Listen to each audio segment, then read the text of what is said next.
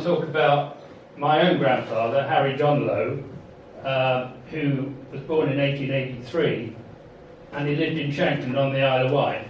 He was the father of Ivy Bravery, who many of you may know, who died back in '07, and obviously the grandfather of Colin, who died recently, and obviously my grandfather. And this is the family. There's Ivy, sat on the knee with her her brother on the left. His name is George, and Phyllis, her older sister. And this is the Phyllis who was our absolute saint to Colin throughout his life. And so off he went to war, and he was on the Somme, and he was a profuse communicator, even from the Somme. He left Rye Pierhead in November 1914, and my mum and her mum waved him off to war in November 14, as I said.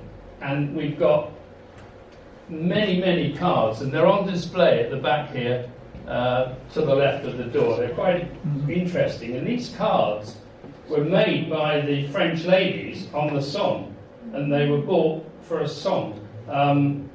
Really fascinating stories.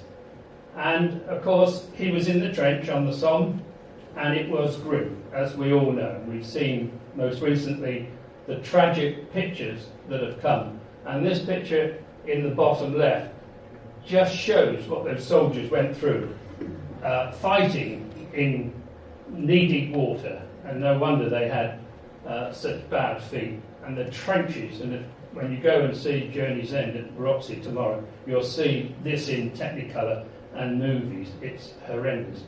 But they did have a naffy wagon, and I thought that was really good. Somebody had the initiative, and think of those poor soldiers queued up to get food that they hadn't had for days and perhaps weeks.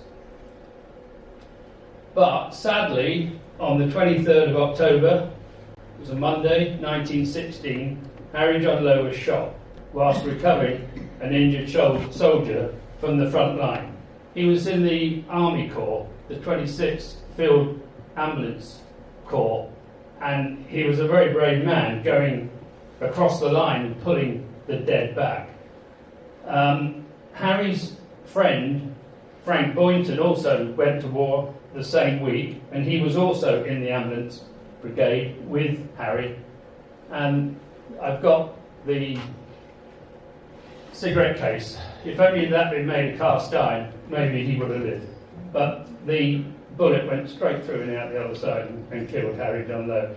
And his friend Frank Boynton from the Isle of Wight tried to resuscitate him and bring him back, but it was too late. He was gone. And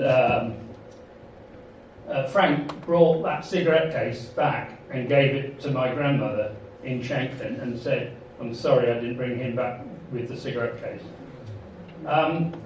They were all given, those that died were given this large, and I, for the life of me, can't locate this. It's in my attic somewhere. But I retrieved quite a lot of the memorabilia. This is about 8 inches in diameter. It's the war medallion, as they called it. And there was the citation written by George V that was given. And it was really quite sad because his wife Ada was left a widow for 50 years. There is no war grave for Harry John, but what there is this wonderful Tripval monument. Has anybody been there? I know it's quite a popular place to go. And the 16 Portland stone pillars around this building have inscribed on them 72,000 names. And the War Graves Commission have done an excellent job, where in every Portland stone of those 16, there's a little locker, and they have recorded all 72,000 names. It truly is remarkable. And that is a most wonderful monument. Just as an aside, I took our son, daughter and grandson over. I felt they needed the tradition, they needed the education. And we stayed with this English lady from Yorkshire who was a boycott fan for all that. I can't understand that. That was her only downside, but she ran a wonderful B&B. And she had, the whole house was decorated with memorabilia.